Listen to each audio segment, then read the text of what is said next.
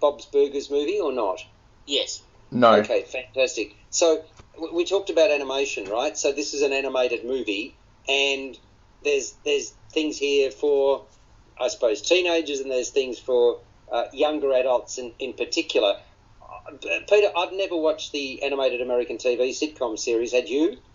I have seen some of the episodes. It's a very likeable, pun-ridden, working-class sort of animation, which is actually quite clever at times and deals with all sorts of issues in a very amusing sort of way. And I really enjoy the series, yes. Yeah, well, okay, so even though I hadn't seen it, I can now understand and appreciate its appeal. The film's irreverent, it's funny, and those two ingredients alone spell win for me. Thereafter, of course, it gets down to the script, and in this case, it's the work of one of the co-creators of the TV show, Lauren Bouchard, who also directs alongside Bernard Derriman, and the script has also been written by Nora Smith, who has been responsible for Central Park, so you've got some pedigree there. So, in terms of the subject matter, Bob's Burgers has a liquidity problem, and the proprietor, Bob Belcher, as voiced by H. John Benjamin, wants the bank to extend his loan. And he even prepares one of his favourite burgers to take to the bank with him. But when he and his ever-optimistic wife, Linda, voiced by John Roberts, front the loans officer, things don't quite go according to plan, Peter, do they? In fact, anything but. The officious suit tells Bob he's got 7 days to make his monthly repayment, or the bank will foreclose. Bob, of course, is disconsolate, but Linda remains upbeat, saying they still have a week to come up with the money. It's then that the sword of Damocles is wielded. A massive sinkhole appears in front of their shop.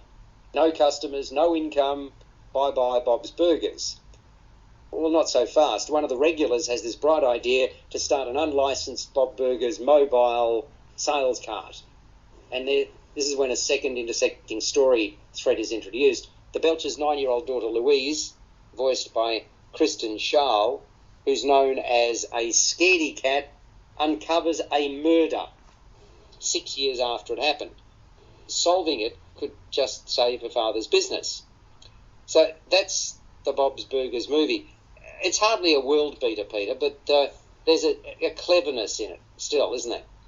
There is definitely a cleverness. It's very well written. There's lots of puns, lots of gags, etc., and really nice observations about ordinary working class life and how that's impacted by everyday events. The characters are really interesting, and I like the way that it's set adjacent to a sort of a sideshow alley, amusement park, that sort of thing, which allows the plot to develop even further. I think the difference between Bob's Burgers and The Simpsons and some of the other animations is that this one really likes the characters, really enjoys them, works with them. They might get into peril. They might have to deal with difficult issues, especially the three children, who are really quite cleverly portrayed. But there is always a way out, and in fact it's an intact family that is to the fore by the end of the film, and by the end of each episode of the TV series. So I think it's very enjoyable, which I think both adults and children will enjoy for different reasons. Well, the drawn characters, they're hardly sophisticated. They're pretty basic, aren't they? But they're gifted some clever one-liners. There's no question about that. Exactly. I mean, you can hardly call South Park a gifted animation, but it is very cleverly written. Yes, so, correct. So the bottom line always is the script. Yes, exactly. Nora Smith, did I say Central? Was it Central Park or was South? I thought it was South Park Nora Smith was associated with, was it? I'm just trying to remember as somebody who was involved in South Park. Is that Nora Smith, guys? Do you know off the top? Not sure. Okay, well, yeah, so I thought I read Central Park, and I'm thinking, what's Central Park? But there we go. I just want to mention there are some special voices, special guest voices, Kevin Kline and Zach Galifianakis, etc., which adds to the enjoyment. Yeah, no, very good point. The finest story arc is given to the 9-year-old daughter Louise. Her character's allowed to develop during the course of the movie, and I actually appreciated the two-pronged approach to the narrative, Peter. Even though linking the threads was a bit of a stretch, I also would have preferred the killer to have been unmasked later. Did that not trouble you a little bit? Not particularly, because the whole thing is meant to be amusing as a bottom line for this animation.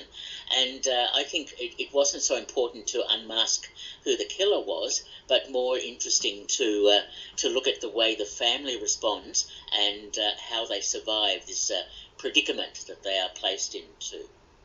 Yeah, well, no, I understand that. I still think that if you've got a killer, leaving sort of unmasking of him or her or they until very late in the piece is a desirable thing. But having said that, the other thing about it that was, I thought it was a bit long. It's 102 minutes. I reckon 90 minutes would have been enough. They could have cut off 15 minutes without any problems, and I think it would have been an even better movie. Did that not trouble you in terms of animation? Is one of those things that generally doesn't sustain itself for as long as a narrative, sort of a human narrative film. Nevertheless, fans of the franchise will likely appreciate what's on offer with the Bob's Burgers movie. While, I mean, when you think about its left of centre bent, that's going to generate new followers, and so it's a good combination of the two. What are you going to give it out of 10 then, Peter? It's rated PG. It's called the Bob's Burgers movie, and as I say, runs for 102 minutes, PG rated. Look, I quite enjoyed it, and especially loved the different burgers that are pasted on the board inside the burger joint. There's some very clever writing in there and some clever puns. Look, I like the film. 7 out of 10. Yeah, I'm giving it 6.5 out of 10. So we're in similar sort of territory. Let's go from there to Hercule Poirot Step Aside,